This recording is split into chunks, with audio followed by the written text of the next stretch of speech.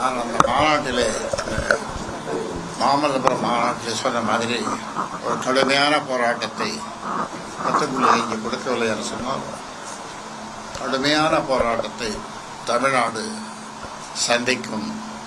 அதனாலே அப்படி கடுமையான போராட்டத்தை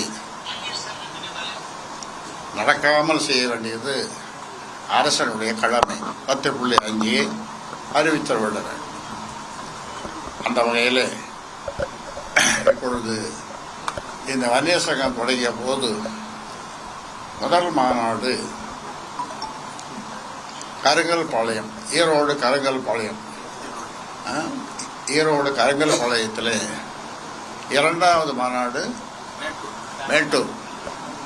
இரண்டாவது மாநாட்டிலே மேட்டூரிலே ஒரு ரதம் செய்து அந்த ரதத்திலே மறைந்த பெருந்தலைவர் எஸ்.எஸ். ராமசாமி படையாச்சார் அவர்களை உட்கார வைத்து அவர் சொன்னார், நீ என் பக்கத்தில் உட்காருனார்.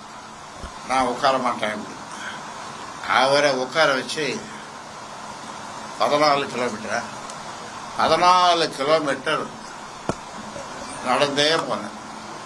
அப்பொழுது 14 கிலோமீட்டர் நடந்தே சொல்ல போனால் அவர் நான் இந்த ரயத்தில் உட்கார வச்சு இழுத்து போனான்னு சொல்லலாம்.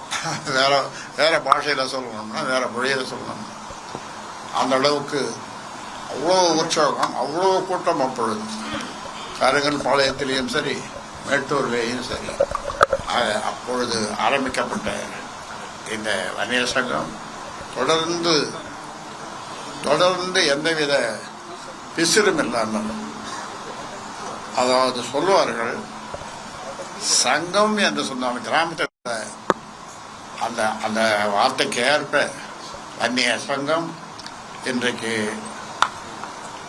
அதனுடைய செயல்பாடுகள் குறித்து நாங்கள் பேசுவதற்காக, இதை மேலும் வலுப்படுத்துவதற்காக, சங்கத்தையும் வலுப்படுத்துவதற்காகவும், அமைப்பு ரீதியாக வலுப்படுத்துவதற்காகவும், அதோடு வருகின்ற தேர்தலை மிகப்பெரிய வெற்றியை பெறுவதற்காகவும் இந்த கூட்டத்தை கூட்டியிருக்கிறோம். வன்னியர் சங்கத்தினுடைய பங்கு என்ன இந்த தேர்தலிலே, அதை பேசுவதற்காக, கடுமையாக உழைக்க வேண்டும் என்று பேசுவதற்காகத்தான் இங்கே நாங்கள் கூடியிருக்கிறோம், அழைத்திருக்கிறோம், ஒன்று சேர்ந்திருக்கிறோம். இந்த கூட்டம் இது தொடர்ந்து மாவட்டந்தோறும் நடக்கும். மாவட்டந்தோறும் இந்த கூட்டம் நடக்கும். அருள்மொழி வன்னியர் சங்கத்தினுடைய மாநில தலைவர் பூத்தா அருள்மொழி அவர்கள் தொடர்ந்து அதை ஒவ்வொரு மாவட்டமாக நடத்துவார்.